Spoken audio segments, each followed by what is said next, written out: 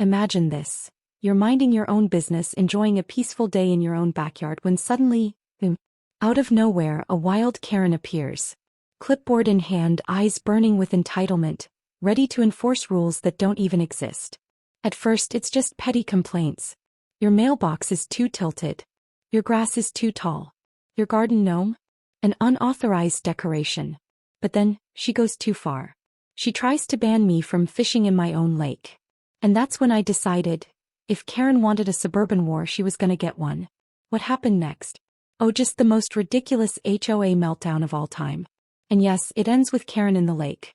Buckle up. This one's a wild ride. Before we dive in, let me know, where are you watching this from?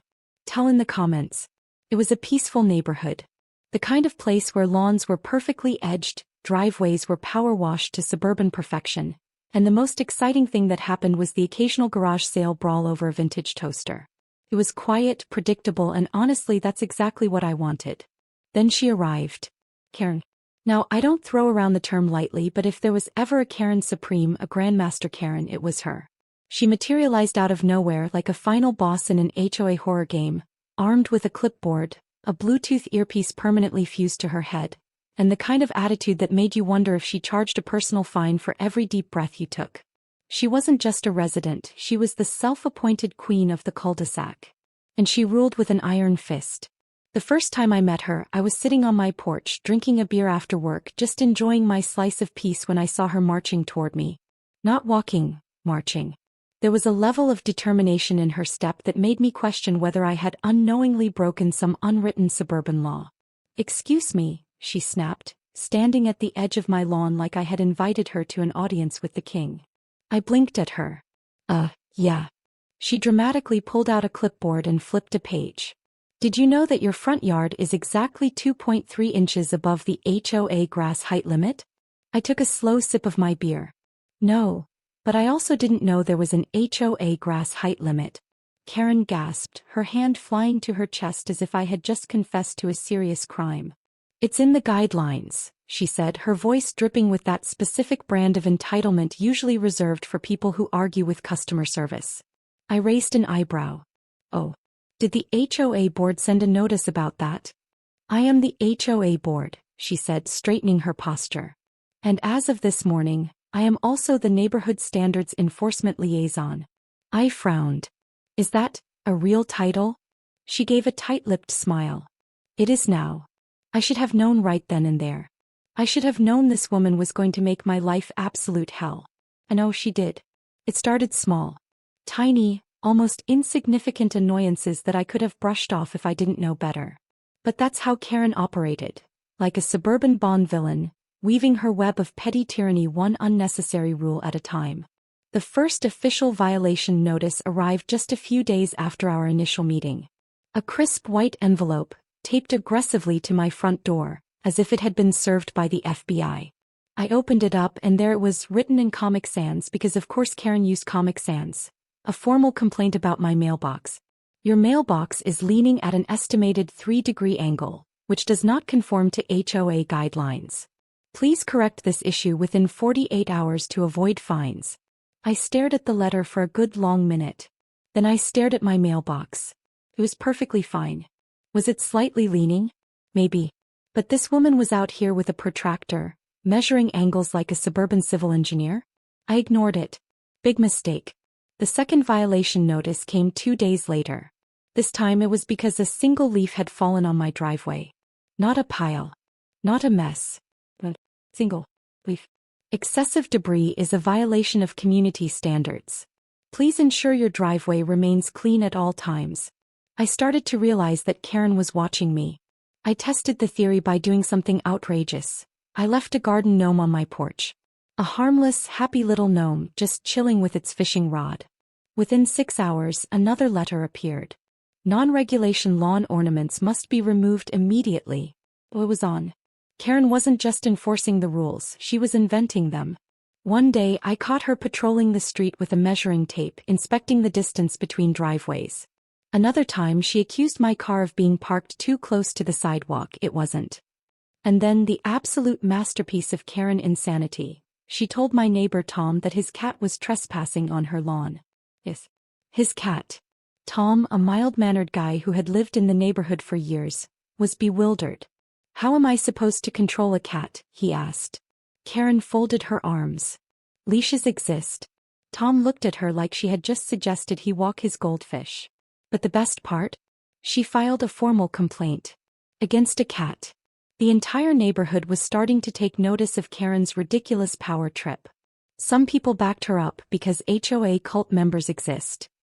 Others, like me and Tom, started keeping track of every ridiculous rule she threw at us. And that's when I decided. If Karen wanted a petty war, she was gonna get one. I wasn't the type to start fights, but I also wasn't the type to let a clipboard-wielding tyrant run my life over petty nonsense. If Karen wanted a battle of suburban passive aggression, I was more than happy to oblige. First I started small. I tilted my mailbox a fraction of an inch more. Just enough that only someone with a ruler and a vendetta would notice. Sure enough, 2 days later, another Comic Sans violation notice appeared on my door. Your mailbox remains non-compliant. Continued infractions will result in fines. I took it down, smiled, and left my mailbox exactly as it was. Next, I bought more garden gnomes. Not just one, I bought a whole damn army. Different styles, different outfits. Some holding little welcome signs, others just staring into Karen's soul with their soulless ceramic eyes. I lined them up along my porch like they were standing guard. It took less than 24 hours before Karen was back, standing on my sidewalk with a face like she had just bitten into a lemon. "This is a clear violation of HOA decor standards," she snapped. I took a slow sip of my coffee. "I read the rulebook, Karen. Nowhere does it say I can't have garden gnomes." Her eye twitched. "It's implied." "Oh," I said, nodding. "So it's like how it's implied that you don't use Comic Sans in official documents?" That was the first time I saw Karen physically short-circuit. Then I went further. One morning I woke up extra early and mowed my lawn. But instead of keeping it uniformly perfect, I cut it into patterns. Zigzags, spirals, even a smiley face. The HOA guidelines just said to keep it trimmed. They never specified how. Karen nearly had an aneurysm. "This is blatant disregard for HOA lawn aesthetics," she screeched. I feigned confusion. "Karen, I don't understand. It's freshly cut. You said I had to mow my lawn and I did." She opened her mouth, then closed it. Her brain was actively fighting against the logic. But my absolute favorite retaliation? I started reporting Karen for breaking her own ridiculous rules. One night I took a walk around the neighborhood and documented everything. Her porch light? Slightly too bright. Her trash cans? Left out a little longer than HOA regulations allowed. Her flower beds? Contained non-HOA approved decorative stones. The next morning I filed formal complaints. Every single one. When she got her own violation notices, the look of horror on her face was pure, unfiltered karma. But Karen wasn't the type to admit defeat. No, she was about to escalate. And that's when things went completely off the rails. Word spread fast.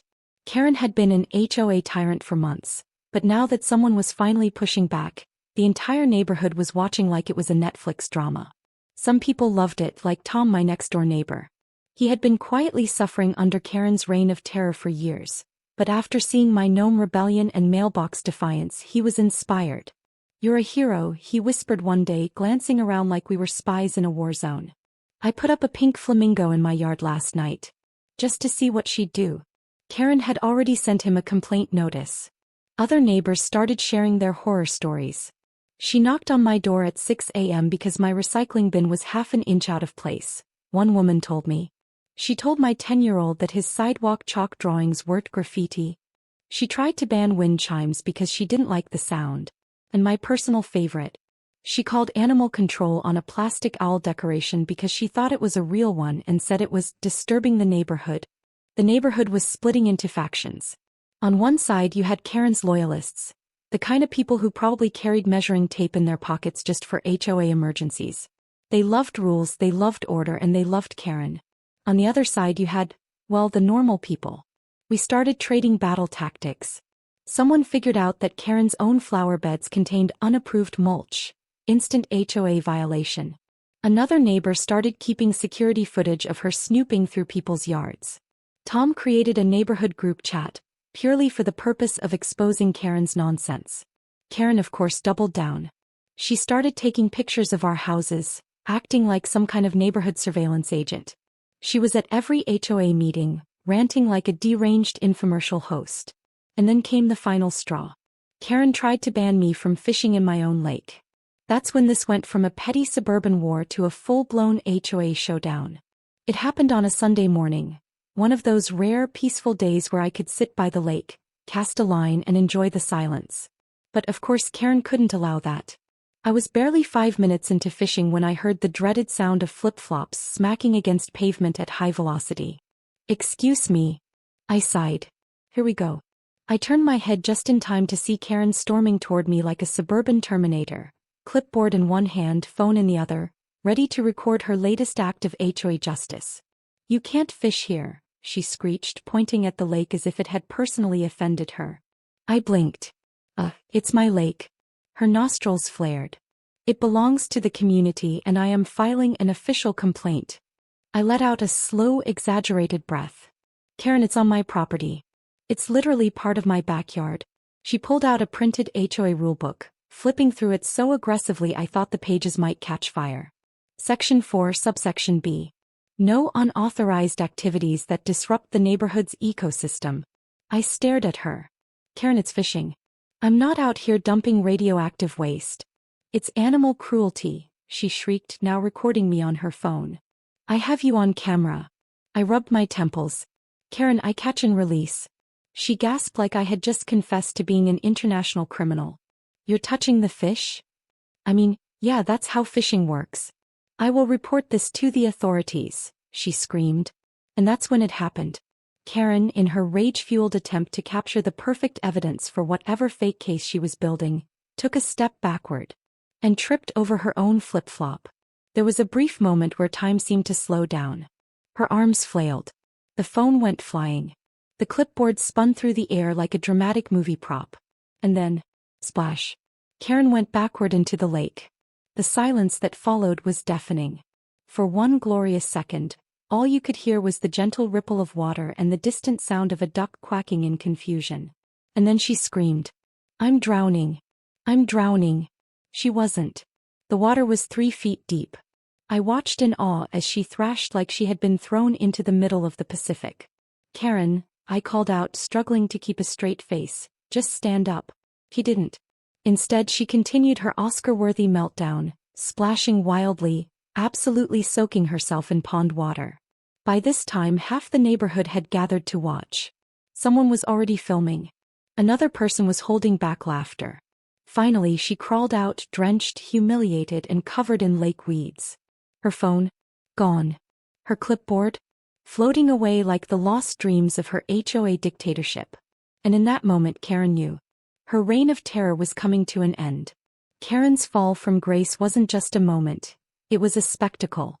By the time she dragged herself out of the lake, soaking wet and looking like a swamp creature, the entire neighborhood was watching. Tom, my legendary next-door neighbor, whispered, "I've waited my whole life for this." But the best part? Someone had recorded the whole thing. And by someone, I mean at least 4 different neighbors. The videos were already circulating in the community group chat before Karen even managed to stagger to her feet. And it got worse for her. Because when she stormed home in a rage, dripping pond water across the sidewalk, she left her phone behind. In the lake. Yep. The same phone she was using to record me illegally fishing.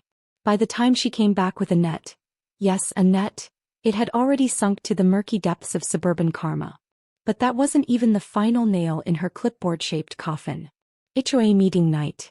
Now HOA meetings were usually soul-crushingly boring, but this time? Standing room only. Karen stormed in, ready to defend herself, but she didn't know that we had prepared for this. One by one, neighbors stood up and told their stories. The 6 a.m. recycling bin check.